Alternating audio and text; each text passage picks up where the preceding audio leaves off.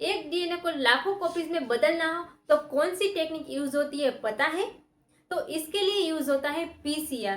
PCR यानी कि polymerase chain reaction, जिसमें डीएनए का एम्प्लीफिकेशन होता है, यानी कि डीएनए की मल्टीपल कॉपीज बनती है, जो 3 स्टेप में होती है, डीनेचरेशन, एनेलिंग और एक्सटेंशन। डीनेचरेशन होता है उसमें डीएनए को 95 सेल्सियस प्रोवाइड करते हैं, जिससे जो डीएनए की 2 स्ट्रैंड होती है वो सेपरेट होती है।